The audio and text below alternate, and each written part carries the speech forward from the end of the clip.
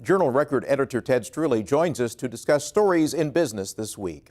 Ted, Chesapeake is losing a well-known board member. They sure are. Burns Hargis, president of Oklahoma State University, is leaving the board. He headed the audit committee for them, which just completed an internal investigation and found no intentional wrongdoing on the part of CEO Aubrey McClendon.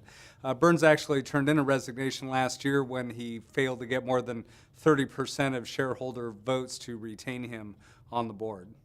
Numbers are out showing that the Tulsa Port of Catoosa shipped a record amount of cargo last year. What's driving up those numbers? Crude oil shipments is what's driving up the numbers. They shipped some 2.7 million tons out of there this year. Their previous high was clear back in 1998 when they did 2.4 million. And in January alone, they shipped twice as much crude oil as they did in December, so it's continuing to climb. One tribe is preparing to open the state's first smoke-free casino. Tell us about that. Yeah, that's the Kaw Nation and their Southwind Casino in Kaw City. They're about to open a 3,000 square foot casino there in an existing building. It's not really a health issue, though. They have an adjacent museum full of some very valuable original paintings. They were afraid that smoke from the casino might damage those, so they decided to go smoke-free. A natural gas equipment manufacturer will be adding jobs to the Bartlesville area. What's going on there? Well, this is ABB. It's a company based in Zurich, Switzerland. But in Bartlesville, they're going to grow quite a bit. They'll add 250 jobs.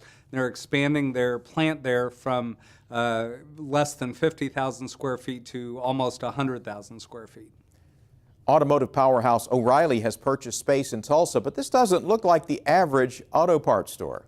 Boy, not at all. This was a $1.1 million building they bought on the south side of Tulsa, and it is substantially larger at about 24,000 square feet than anything else they do. They do have some stores that get as big as 15,000 square feet that they call super hubs, but this is even much larger than that, and OReilly so far is being tight-lipped about their plans. Ted, what are you working on for next week? I have an interesting story next week. Both the Houston Astros and the Texas Rangers made trips to Oklahoma City this year in an effort to promote their ball clubs and sell season tickets. Both clubs think they have a big fan base here. We're going to take a look at how that's working out for them.